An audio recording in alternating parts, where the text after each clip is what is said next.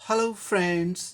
आज मैं आपसे टिपिकल सेंटेंसेस इन स्पोकन इंग्लिश पार्ट 9 में कुछ और टिपिकल सेंटेंसेस दिखा रहा हूँ। पहला सेंटेंस, या must have done such blunder. ये हाईली इनफॉर्मल एक्सप्रेशन है या यू के लिए। मस्ट हैव के लिए ये हाईली इनफॉर्मल एक्सप्रेशन है। इस तरह का एक्सप्रेशन खासकर लाइट टॉक्स में होता है। खासकर नेटिव स्पीकर्स जिनकी भाषा इंग्लिश है, वे लोग अपने लाइट टॉक्स में, अपने स्पोकन कॉन्वर्सेशन में इस तरह का हाईली इनफॉर्मल एक्सप्रेशन का प्रयोग करते हैं। या मस्ट, ये थोड़ा शॉर्ट होता है, क्विक वे लोग बोल पाते हैं ये इस तरह का एक्सप्रेशन का यूज़ करके, है ना। तो ये हो गया इनफॉर्मल, हाईली इनफॉर्मल हो गया। इसी का फॉर्मल वे में अगर कहा जाए तो यू का या का यू हो जाएगा, मस्ट का must have. You must have done such a blunder. इसकी हिंदी क्या हो जाएगी? तुम निश्चित रूप से ऐसी बड़ी गलती की होगी। ये तुमने मस्ट हैव क्या होगा पास्ट में, ये जो अनुमान किया गया कि तुम गलती की होगी, ये संभावना निश्चितता में बदल जाती है तो मस्ट हैव का प्रयोग होता है कि तुमने निश्चित रूप से की होगी ये गलती। अगर संभावना कम होता है तो माइट हैव का प्रयोग होता है। संभावना ठीक ठीक होता है तो मे हैव। और अगर संभावना निश्चित हो गया कि हाँ एकदम की होगी तो उस अवस्था में मस्ट हैव का प्रयोग होता है। तो यहाँ मस्ट हैव का प्रयोग हुआ है। और दूसरी बात, ये ब्लंडर शब्द जो है, इससे क्या हो जाता है, इसका अर्थ ही होता है भारी गलती करना। तो इसके बाद ब्लंडर के बाद मिस्टेक का प्रयोग करना गलत होता है, क्योंकि ब्लंडर से ही भारी गलती का बोध हो जाता है। सामान्य गलती तो मिस्टेक कह दिया, जब भारी गलती का होता है तो सिर्फ ब्लंडर ही कहते हैं, उसमें मिस्टेक नहीं करना चाहिए। मिस्टेक कहने से गलत हो जाए, ब्लंडर मिस्टेक कहना गलत है।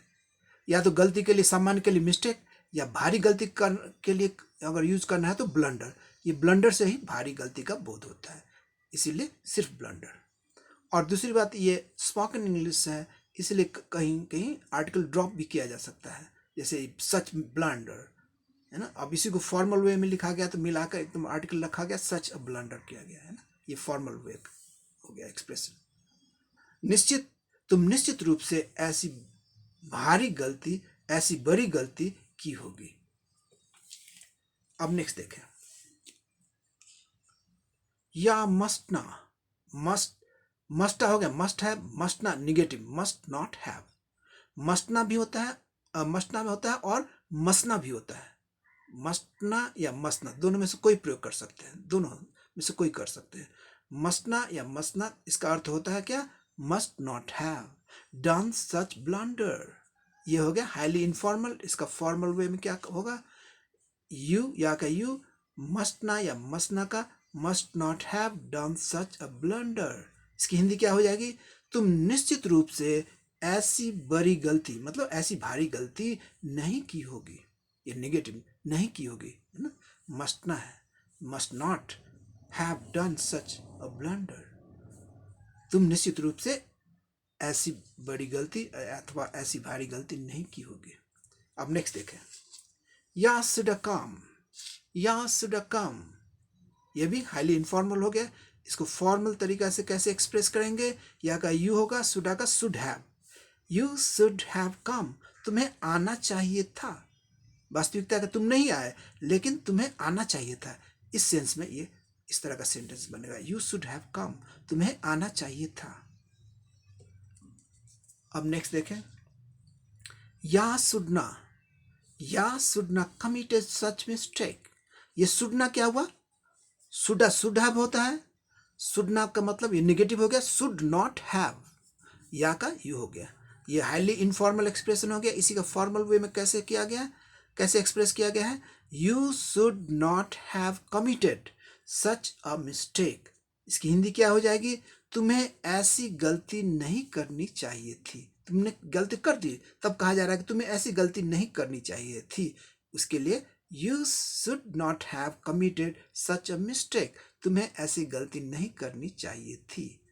ये कमिटेड का यूज क्या होता है कि गलत काम करने के लिए, जैसे कमिटेड मिस्टेक या कमिटेड थेफ्ट या कमिटेड सुसाइड, आत्महत्या कर लिया, चोरी किया, यानी या कोई गलती किया, इसमें कमिट का गलती करने के सेंस में होता है। हालांकि इसका और भी अर्थ है, जैसे कि कमिटेड मीन्स प्रतिबद्धता दिखाना, किसी चीज के प्रति प्रतिबद्धता दिखाना, जैसे आई एम कमिटेड, तो ये प्रतिबद्धता दिखाने के लिए भी होता है, लेकिन यहाँ गलती करने के लिए इसका प्रयोग हुआ है।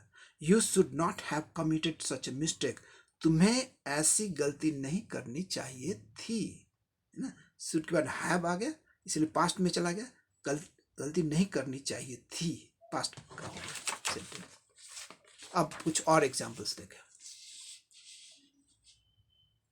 या कुडा कम यस्टरडे, या ये हाईली इनफॉर्मल हो गया यू के लिए।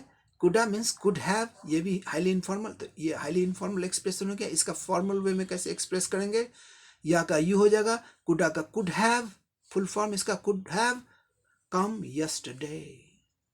इसकी हिंदी क्या हो जाएगी, तुम कल आ सकते थे, मतलब तुम नहीं आए लेकिन चाहते तो तुम आ सकते थे, तुम कल आ सकते थे, उसके लिए you could have come yesterday. अब नेक्स्ट देखें, इफ सीड ये कॉन्ट्रैक्टेड फॉर्म है, शॉर्ट फॉर्म है, क्या चीज का, सी हैड के लिए ये कॉन्ट्रैक्टेड यानी शॉर्ट फॉर्म, ये सीड का प्रयोग हुआ। If she'd not invited, ya means you, ya couldna means could not have come to her party. ये हाईली इनफॉर्मल एक्सप्रेशन से, इसी से पता चल गया कि इनफॉर्मल ये वे ऑफ एक्सप्रेशन है। इसका फॉर्मल वे में कैसे हो जाएगा, इसको एक्सप्रेस करेंगे। इफ सीड का full form she had not invited you, या का यू हो गया, या का फिर यू कुडना का could not have come to her party. मतलब इसका हिंदी क्या हो जाएगा, यदि उसने तुम्हें निमंत्रित नहीं किया था, यदि उसने निमंत्रण तुम्हें नहीं दिया था, निमंत्रित नहीं किया था, तो तुम नहीं भी आ सकते थे, तो उसकी पार्टी में नहीं आ सकते थे।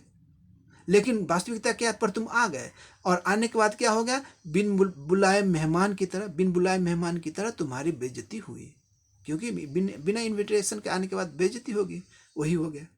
तो इस अवस्था में कहा गया है कि if she had not invited you, यदि उसने तुम्हें निमंत्रित नहीं किया था, you could not have come to her party, तुम्हें उसके पार्टी में नहीं आते, है ना, तो तुम नहीं आ सकते थे, तुम नहीं आ सकते थे। अब नेक्स्ट देखें, if yard come in time, यार ये कॉन्ट्रैक्टेड फॉर्म क्या जी के लिए, यू हैड के लिए, यह इनफॉर्मल हो गया। इस तरह का कॉन्ट्रैक्शन इनफॉर्मल स्पोकन इंग्लिश में ज़्यादा प्रयोग होता है, फॉर्मल राइटिंग में इस तरह का कॉन्ट्रैक्शन को यूज़ नहीं करते हैं। इफ यार्ड इसको अवॉइड किया जाता है फॉर्मल राइटिंग में, सीरियस राइटिंग में, ऑफिशियल राइटिंग में। If yard come in time, या अडा सेव्ड हिम फ्रॉम ड्राउनिंग में डूबने से। इसका नॉर्मल में कैसे एक्सप्रेस करेंगे, if you had come in time you would have saved him from drowning. इसकी हिंदी क्या हो जाएगी, यदि तुम समय में आ गए होते, मतलब समय रहते आ गए होते, तो उस अवस्था में तो तुम उसे डूबने से बचा लिए होते। वास्तविकता यह है कि वो तुम समय में नहीं आए और वो डूब गया, तो उस अवस्था में कहा गया, एक कंडीशनल सेंटेंस सपोज किया जा रहा है, यदि तुम समय में आ गए होते, वास्तविकता में नहीं आए लेकिन समय में आ गए होते, ऐसा सपोज किया जा रहा है कंडीशनल सेंटेंस में, तो क्या होता है, you would have saved him from drowning, तो तुम उसे डूबने से बचा लिए होते। ये इस तरह का कंडीशनल सेंटेंस को मैंने पहले वीडियोस में इसे डिटेल में बताया है। अब देखें नेक्स्ट लास्ट सेंटेंस देखें, if yard come in time he would ना, ये नेगेटिव हो गया, वुड नॉट हैव के लिए वुड ना ड्राउन्ड। अब इसका फॉर्मल वे में कैसे एक्सप्रेस करेंगे, इफ यार्ड का यू हैड, ये फुल फॉर्म में आ गया, if you had come in time, यदि तुम समय में आ गए होते, ही वुड नॉट हैव ड्राउन्ड, तो वह नहीं डूबता, मतलब तुम उसको बचा लेते, वो नहीं डूबता, तुम अगर समय में आते तो उसको बचा लेते, इसलिए वो नहीं डूबता, इस सेंस में है। ये भी कंडीशनल सेंटेंस है। यदि तुम समय में आ गए होते तो वह डूबता नहीं या वह नहीं डूबता। अब कुछ बातें, पॉइंट्स ध्यान में रखें, पॉइंट्स टू नोट में। पॉइंट्स टू नोट, पहला पॉइंट, कुडा ये इनफॉर्मल एक्सप्रेशन है। इसका फॉर्मल में क्या हो जाता है? Could have. ये इस साइड का सब फॉर्मल हो गया, इधर का कुड, ये इनफॉर्मल। कुडा इनफॉर्मल, इसका फुल फॉर्म, ये फॉर्मल वे में कुड हैव। इस तरीके से कुडना ये निगेटिव हो गया, इसका फुल फॉर्म क्या हो जाएगा फॉर्मल वे में? Could not have. इसी तरीके से उडा, उडा का फॉर्मल क्या हो जाएगा? Would have. उडना का क्या होगा? Would not have. सुडा का क्या होगा? शुड हैव, है ना। और फिर सुडा का निगेटिव क्या हो जाएगा? शुडना। शुडना का फॉर्मल वे में कैसे हम कहेंगे? Should not have. इसी तरीके से मस्टा, मस्टा का मस्ट हैव और मस्ट ना, ये निगेटिव मस्ट, ये मस्ट हैव हो गया, इसका निगेटिव हो जाए मस्ट ना, मस्ट ना, मस्ट ना या मसना, दोनों में से कोई यूज कर सकते हैं। मस्ट ना या मसना, दोनों में से कोई। इसका क्या हो जाएगा फॉर्मल वे में? फुल फॉर्म क्या हो जाएगा? Must not have. Thank you so much. See you in the next video.